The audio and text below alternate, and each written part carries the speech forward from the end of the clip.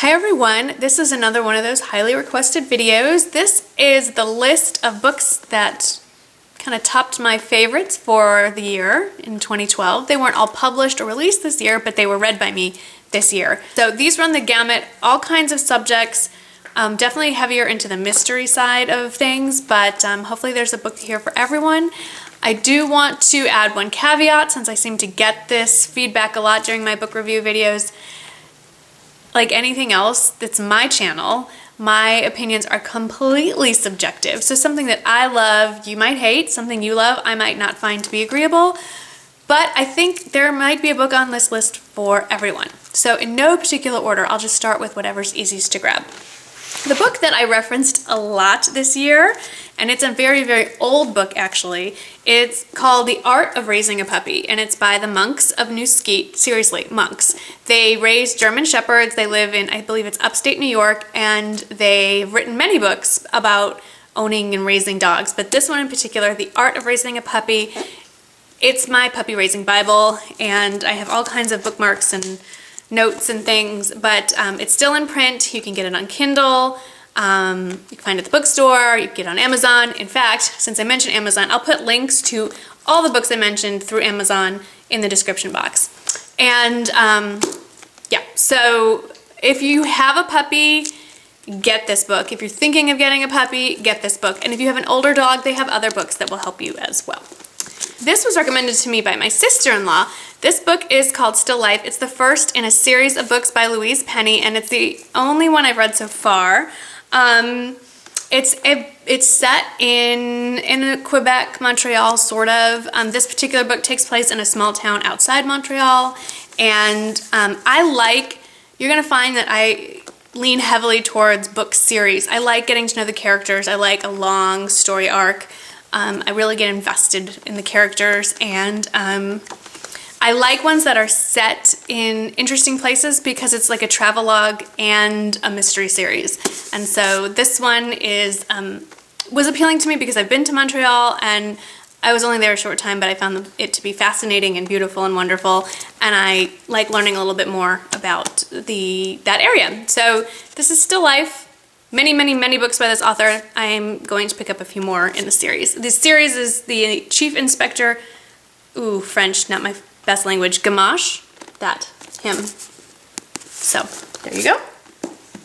Now, I do like kind of the cheesy romance novel as much as The Next Girl, although I don't like Danielle Steele, okay. But Nora Roberts, I adore her, and this is her latest trilogy. This is the last book in the series. It's the In Boonsboro trilogy, and it's about a family of three men, they're all brothers, that renovate an old hotel and kind of bring it back to life, and there's a ghost, and there's romance, and it's a small town. It's just all the things I love. I find that I read a lot of books set in small towns. I've always wanted to live in a small town.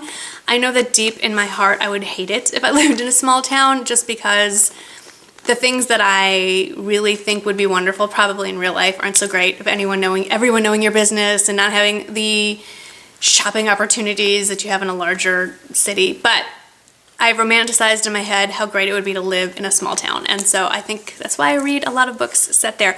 This series of books is set, I think it's in a small town in, where is it? Maryland? No. It's near a Civil War site, like a big Civil War site. Ooh. Anyway. If you like small town, you like romance, you like a little dash of ghosts and paranormal in there, Nora Roberts always delivers. Wrigley, leave it. Okay, last two books that I physically have here to show you, and then I'm going to have to refer to my Kindle. I talked about these next two actually in videos. This one is definitely in the nonfiction category. It's Girls Get Curves, Geometry Takes Shape. For those of you that struggled with geometry as an adult and as a child and are now trying to teach it to your children, this is very helpful. For those of you that are in school learning, whether you're a boy or a girl, this is great. And she's written a whole bunch of other books on math, like algebra and middle school math, so get this. I will be getting the algebra one shortly, since my youngest son is going to be taking that next year. Then the standout tied for best book that I read this year should not come as any surprise to any of you who've been watching me over the year, and that's The Rook, and by Daniel O'Malley. Now, those of you know, also if you've been watching me, that I kind of struck up an internet relationship with the author, Daniel. We both love Westies. He has a Westie puppy. I have a Westie puppy. He lives in Australia, which is very, very far away, and I had borrowed this book from the library and hadn't bought it yet, and I had emailed him and asked him where I could get a signed copy of his book, where I could buy one. I wanted to buy one to support him, and he said that in the States they didn't have any, and I said, well, can you send me a book plate, like a signed book plate, and I'll just buy a copy of this and paste it in my own book. And he said, I think I can do one better, and he ended up, the post is so expensive coming from Australia to the US, but he actually sent a copy of his book along with a colleague who was on a business trip to the States, and she mailed it to me. And he was so sweet. He not only gave me a book, but he actually signed it.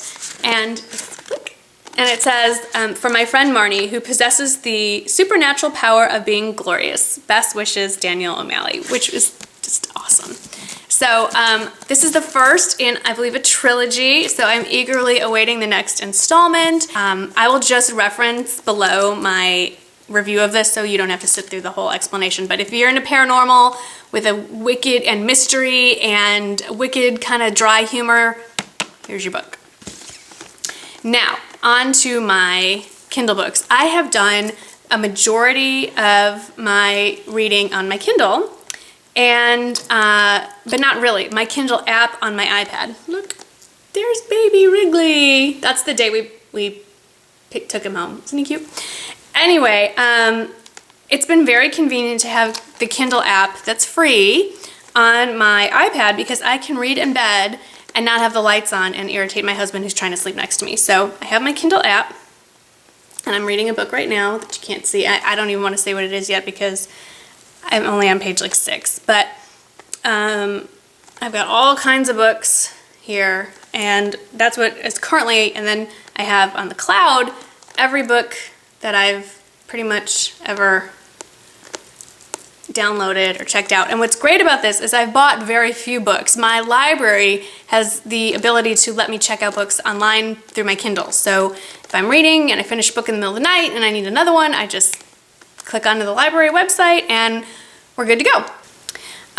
The first one I want to talk about, it's part of a series. It's well, that's not even a good cover, is it? That's all you get on a Kindle cover sometimes. Angel Condemned by Mary Stanton. It's actually a series, and it's really I don't even know how to describe the series. It's set in Savannah, Georgia, so small-ish town in the South. Gotta love that. It's about a young woman attorney who finds out that she is involuntarily assigned to defend lost souls. So there's a legal aspect, there's mystery, there's crazy paranormal ghosts and so forth, good and evil. It's very interesting. And it's a whole series of books, and I find them very entertaining. I believe the actual title of the series is like something like Beaufort and Company. Like I said, I'll list them all below. Next book that is tied with The Rook for best book of 2012 is Shadow of Night.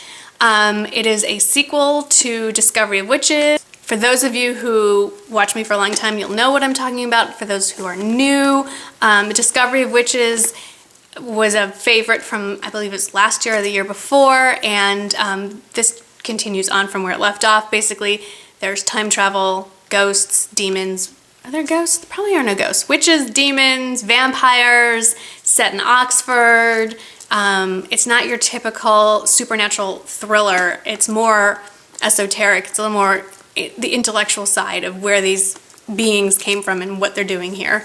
There's a little romance too. Can't forget romance. And there's world travel and time travel. And the second book picks up where the first one left off. And I don't want to go more into that because it's a major spoiler. There's no way I can describe the plot of the second book without revealing how the first book ended. So, suffice to say, if you've read the first book, You must read the second. There's a third one coming, and then it's done, which is so sad.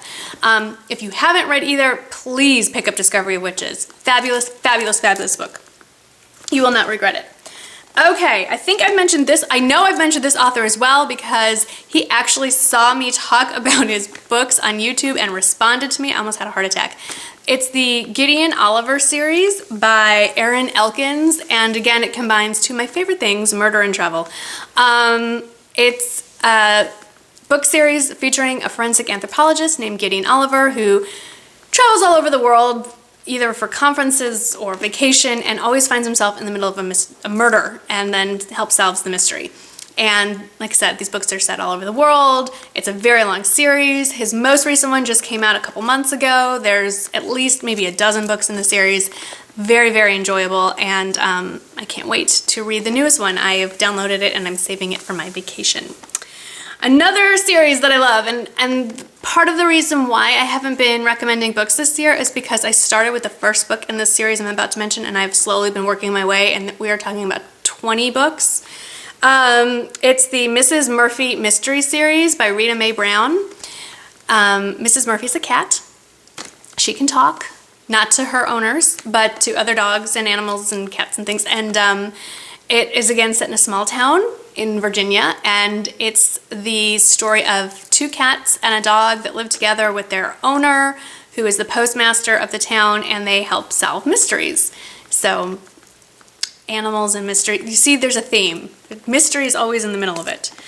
A paranormal series that I also enjoy, and new ones keep coming out, is the Hollows series by Kim Harrison. Involves witches and demons and vampires and so forth, and a little more hardcore, a little more bloody, more traditional paranormal, not paranormal romance, but paranormal. But I enjoy those as well, and they're always nice and thick. I like thick books. And tying in closely with that, they're not related, but they're similar genres, and the authors write very similarly as well, are a series of books by Kelly Armstrong. Also, werewolves are in there too. I love werewolves. If I could be a supernatural being, I'm just saying, as if there were any, but if I could, I would be a werewolf. I've actually sat in bed and thought about like why it would make more sense to be a werewolf and not, say, a vampire or a witch, which would be cool too. Vampire is very limiting. Like, as much as I don't tan, I still enjoy daylight, and I would not want to see my family die. I know it's morbid, and I don't really want to like eat people, so yeah. But werewolves, I like dogs, and superhuman strength is cool, and I could deal with the hairy part. So yeah, okay. Okay, last two books to recommend. Only one of them is paranormal. Aren't you proud of me? The Nathaniel Cade novels by Christopher Farnsworth. There are 3 now, and they are weird. It's like Tom Clancy meets the Vampire Lestat. The books start with the capture of a vampire in the 1800s. I can't remember which president it was. It was right after the Civil War. So who is that? Jackson? Oh boy, a little embarrassed. Anyway, right around Civil War time, the government captures a vampire and he's assigned to work for the president. And he is the big his name is Nathaniel Cade, and obviously he's a top secret thing, being, what have you, and he lives in this cave like under the Smithsonian, and he does all the dirty work. And it's kind of funny because there is some humor in it, and things that you think like the Navy SEALs did or the CIA handle is really the vampire. Okay. It's interesting if you're into this kind of thing. And then the last book, and I am remiss, I didn't check to see if the sequel has been printed yet, but it's called Original Sin, A Sally Sin Adventure. The author's name is Beth McMullen, and it's about a housewife who actually is a secret agent who retired but is pulled back into service. And but her family doesn't know. Her husband doesn't know. Her kids don't know what she was and what she's doing. It's kind of like every housewife's secret fantasy, I think, that instead of our mundane, boring life we lead, that we're really secretly a secret agent. So that was a very enjoyable book, and it's funny. I mean, it's not deep. None of these are deep, life-changing novels. You know, it's not The Glass Castle or an Oprah book. They're just all fun for the most part. Okay, the geometry book, probably not as fun. But actually, I did have a lot of fun working on the problems in there. If you need any help with geometry, let me know. I'm pretty good at it now. But those are my picks, and I will list them all below and put all the links if you want to order them off Amazon or download them. Of course, my first suggestion is always, always, always check your library. Please use your local library. It is such an amazing resource. And even if you live in a small town with a small library, a lot of them team up and have great networks online for you to borrow books from other places. And so I cannot stress enough, use your local library. So with that, I hope you enjoy some of the books I've mentioned. If you have suggestions, you know I always need a good suggestion. I think I've read every paranormal series on the face of this planet, but if you think of one I haven't read yet, please let me know. And I'll see y'all in the next video. Bye-bye.